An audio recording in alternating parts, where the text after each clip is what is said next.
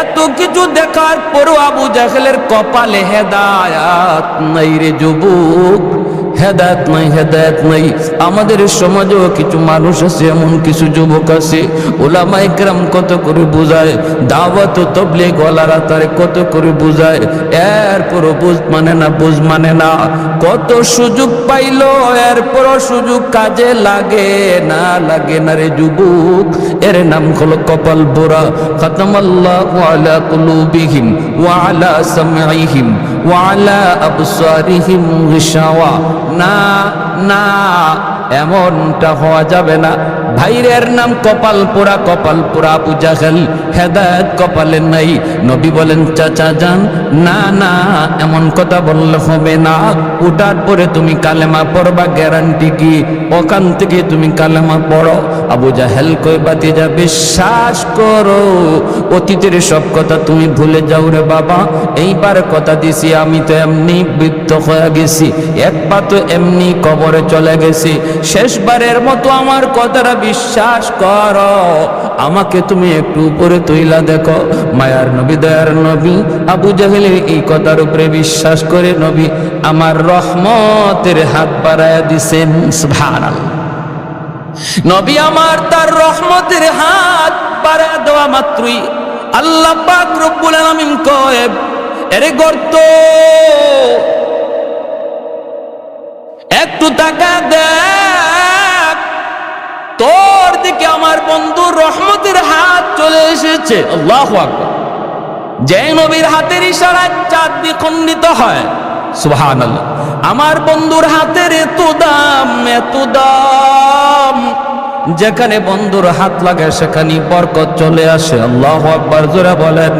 নবীজির হাত লাগা মাত্রই বরকত চলে আসি। আল্লাহর নবী রহমতের নবী যা বলেন, যাবের খানা আছে 4 জনের 5 জনের, মেহমান হইছে 1500, টেনশন করুন আরে যাবে, আমি নবী তোমার বাড়িতে আজকে মেহমান, আমার সাহাবেরও তোমার বাড়িতে মেহমান। খানা হলো তোমার পাতিলে মাত্র 4 জনের 5 জনের, মেহমান হলাম আমরা 1500। কোন টেনশন নাই, পাতিলের বাক্সটা আমার সামনে হাজির করো। কোথায় তোমার গোশতের পাতিল, কোথায় তোমার রুটির পাতিল? মায়ার নবী, দয়ার নবী হাত মোবারকের মধ্যে একটু লব মোবারক লাগাইয়া গোশতের পাতিলে লাগাইয়া ডাকনাটা নবী দিয়া বলে, যাবে শুধু গোশত নিবা নিবা, কখনো ডাকনা সরায় না। আল্লাহু আকবার। এ গর্ত আমার বন্ধুর হাতের এত দাম, এত দাম। রক্তের শামস নামক কিতাবের ভিতরে লিখেন, তাবুক যুদ্ধ থেকে ফিরে আসার পথে আল্লাহ নবী বিশ্রাম নিতেছেন, আলী রাদিয়াল্লাহু তাআলা আনহুর উরুতের যুবক মায়ার নবী আলীর উরুতে ঘুমাইতেছেন। ওই অবস্থায় সূর্য হেলে গেছে, আসরের রক্ত চলে গেছে, অথচ আলী আসরের নামাজ পড়েন নাই, আসরের নামাজ পড়তে পারেন নাই। নবীজি আসরের নামাজটা পড়েই আলীকে বলেন, আলী ও আলী তোমার উরুতে একটু বিশ্রাম নিব। নবীও জানেন না আলী যে আসর পড়েন নাই, অথবা নবী জানলেও মনে করছেন একটু পরে ঘুম থেকে উঠে যাবেন, আলী আসরের নামাজটা পড়তে পারবে। কিন্তু না না, আমার আপনার নবীর চোখ লেগে গেল, রে আল্লাহর গোলাম, এমন ভাবে চোখ লাগলো আর চোখ খুলল না। সূর্য ডুবে গেল, আসরের রক্ত চলে গেল।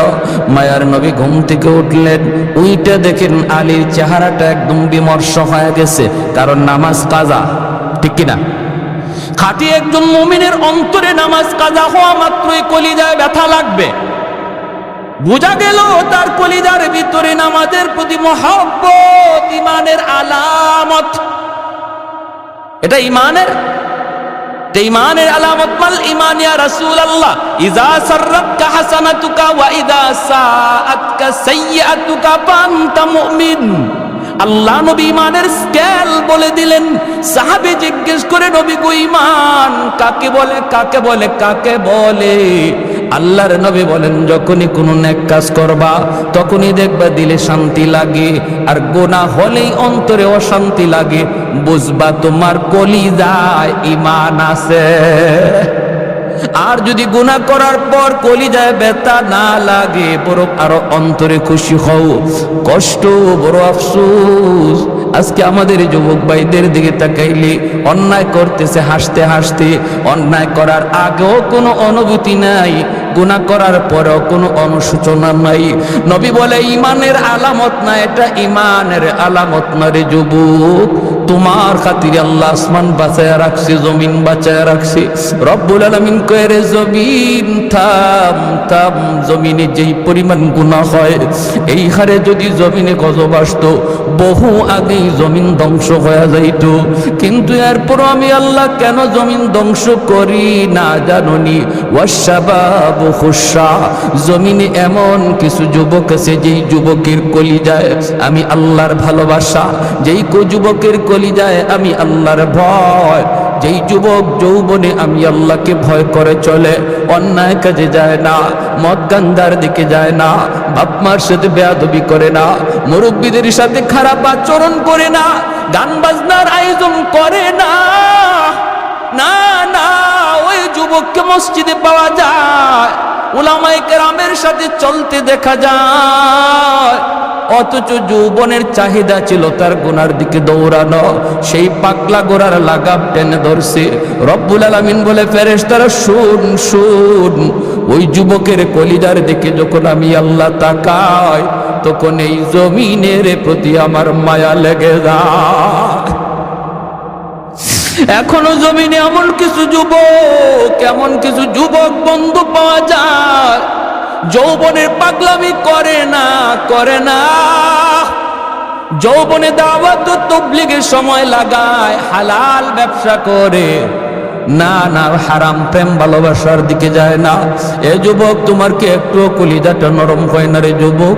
যে মালিক তোমাকে আমারে বানাইছে ওই খালিক আর ওই মালিক বলে যুবক আমি তোমার দিকে তাকায়া জমিন টিকায় রাখছি। ভাইরা আমার, আলী রাদিয়াল্লাহু তাআলা আনহুর চেহারা বিবর্ণ হয়ে গেল। আল্লাহ নবী বলে, আলী তুমি কি আসরের নামাজ পড়ো নাই? আলী বলেন, ইয়া রাসূলুল্লাহ নামাজ পড়তে পারি নাই। নবী বলে, কেন আমাকে তুমি ডাক দিলা না কেন, জাগাইলা না কেন? আলী কয়, নবী গো, কলিজায় জিজ্ঞেস করেছিলাম, এ আলীর কলিজা বল, তুই কি নামাজের জন্য তুই নবীরে ডাক দিবি নাকি নবীরে ঘুমাইতে দিবি, কি করবে তুই বল? কিন্তু আমার মন বলে না রে আলী, নামাজ কাজা হয়ে যায় তোর হয়ে যাক, তবুও রহমতের নবীর ঘুম ভাঙ্গাইস না। মায়ার নবীর ঘুম ভাঙ্গাবি না, মায়ার নবীর ঘুম তুই ভাঙ্গাবি না রে, নামাজ তোর কাজা হয়ে যাক। এই কথা বলতেই আল্লাহ নবী হাত উঠায় দিছে আসমানের মালিকের দিকে। ওগো মালিক, আমার আলী আজকে আসরের নামাজ পড়তে পারে নাই, নিজের কারণে নয়, আমি নবীর কারণে, তোমার বন্ধুর কারণে। ও মালিক, আমি হাত উঁচা রাখলাম, এই হাত জমিনে আর নামাবো না গো। ডুবন্ত সূর্য আবার তুমি আকাশে উঠায় দাও, যেন আলী আসরের নামাজ ঠিক টাইমে পড়তে পারে। রদ্দুশ শামস নামক কিতাবের ভিতরে লিখেন, নবীর হাত এখনো নামান নাই। ওই হাত উপরে থাকতে থাকতে মালিক সূর্যকে ডাক দেয়, সূর্য আমার বন্ধুর ওই হাত এখন উপরে, যে হাতের উসিলায় আমি তোরে বানাইছি, আমার বন্ধুর আব্বার উঠে যা। সাথে সাথে সূর্য আকাশে উঠে আসলো, সূর্য আবার আকাশে উঠে আসলো, ডুবে যাওয়া সূর্য নবীর হাতের উসিলায় আবার উঠে গেল। আল্লাহু আকবার। আলী ঠিক টাইমে নামাজ পড়লেন। ওই নবী যখন হাত বাড়ায় গর্তের দিকে, আল্লাহ কয়ে রে গর্ত, আমার বন্ধুর হাত চলে এসেছে, এখন আর রশি নয়, মুই নয়, অন্য কোনো মানুষের হাতও নয়, আমার বন্ধুর হাত তোর ভিতরে চলে এসেছে, আর দেরি করবি না। আবু জাহেলকে উপরে উঠায় দে, লিফটের মতো মাটি আবু জাহেলকে উপরে উঠায় দিছে, আর আমার আপনার নবীর হাত ধরেছে, নবীজি টান দিয়া তার উপরে উঠায় নিছে। कौनैन मुख्तार खुदा तुमको बनाया, कौनैन मुख्तार खुदा तुमको बनाया, उम्मत का निगाहबान खुदा तुमको बनाया, उम्मत का निगाहबान खुदा तुमको बनाया। मौला मेरा आका मेरा रहमत के नबी है, तजदार मदीना है तो माह अरबी है, तजदार मदीना है तो माह अरबी है। अशजार ने देते हैं नबूवत के शहादत, तस्कीक कमर में है तो अंगुल की इशारात, तस्कीक कमर में है तो अंगुल की इशारा। अल्लाहु আকবার জোরে বলেন। নবী কয় চাচা এবার কালেমাটা পড়ালাম, গর্তের ভিতর থেকে ওয়াদা দিছিল উঠলি কালেমা পড়ব, ঠিক না? নবী কয় চাচা তুলসী তো, এবার কালেমাটা পড়েন। মায়ার নবী কত চেষ্টা করছেন প্রিয় মানুষগুলাকে, রক্তের মানুষগুলিকে হেদায়েতের পথে আনার জন্য, কত আপ্রাণ চেষ্টাই না মায়ার নবী করছেন। তারপর নবী চাচা গো, ও চাচা আমি তো আপনার কথা মানছি, এবার একটু আমার কথাটা মানেন। আবু জহল কো বাতিজা রে, তুমি যে অত বড় জাদুকর আগে জানি না। কপালে কি নাই? কি নাই? ইন্নাকা লা তাহদি মান আহবাবতা ওয়ালাকিন্নাল্লাহ ইয়াহদি মান ইয়াশা। আল্লাহকে বন্ধু, হেদায়েত এটা কোনো মানুষের হাতে আমি রাখছি না, এটা শুধু আমার হাতে। তোমার কাম দাওয়াত দেওয়া, কে নিব আর কে নিব না এটা জানি আমি আল্লাহ। উলামায়ে কেরামের কাম হলো ওয়াজ শোনানো, উলামায়ে কেরামের কাজ হলো হক বাতিলের পরিচয় জানানো, উলামায়ে কেরামের কাজ হলো আলো অন্ধকারের পরিচয় শোনায়া দেওয়া, জানায়া দেওয়া। মানবে কে আর মানবে না কে এটা কার হাতে? আমাদের দায়িত্ব লাস্তা আলাইহিম বিমুসাইতির, দারোগা নয়, পিটানো আমাদের দায়িত্ব নয়, জোর করো আমাদের দায়িত্ব নয়। আমাদের দায়িত্ব শুধু শোনায় দেওয়া, ভালো অন্ধকার পরিচয় শোনায় দেওয়া, যে দায়িত্ব মায়ার নবীর ছিল। উলামায়ে কেরাম সেই দায়িত্ব নিয়ে মাঠে ময়দানে কাজ করে, কিন্তু কারা আসবে আর কারা আসবে না সেটা কার হাতে? এজন্য এত সুন্দর আখলাকওয়ালা নবী, যেন সেই নবীর আদর্শ আমার জীবনের প্রতিটা সেক্টরে, প্রতিটা সেক্টরে। আমি প্রতিনিধি, জনপ্রতিনিধি, দায়িত্বশীল। মায়ার নবী মদিনার রাষ্ট্রনায়ক, নজির আসেনি না নাই? আদর্শের নজির আসেনি না নাই? ফাতেমা মায়ার নবীর কুরাইশ বংশের মহিলা চুরির দায়ে ধরা পড়ল, আল্লাহর নবীর বংশের মহিলা চুরির দায়ে ধরা পড়ল।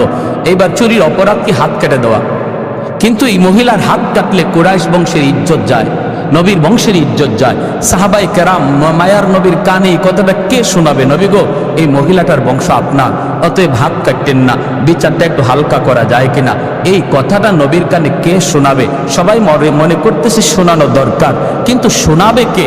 কেউ এই দায়িত্ব নেয় না। আবু বকর সিদ্দিককে বলা হয়, সিদ্দিক আপনি যান, আপনি নবীর হিজরতের সাথী। সিদ্দিক আকবর বলে আমাকে সব করতে বলো, এটা পারবো না, কারণ এটা পারবো না। হযরত ওমরকে বলে ওমর যাও, ওমর বলে আমি সব পারবো, এটা পারবো না। উসমান বলে আমি পারবো না, আলী বলে আমি পারবো না, কেউ বলে আমি পারবো না। শেষ পর্যন্ত সাহাবীরা সিদ্ধান্ত নেয়। একটা ছোট বাচ্চা নিপাও দেখো, যে বাচ্চাটারে মায়ার নবী মায়া করে, অনেক আদর করে, আর তারে আমরা মুখস্থ করাইয়া কথাটা পাঠাই।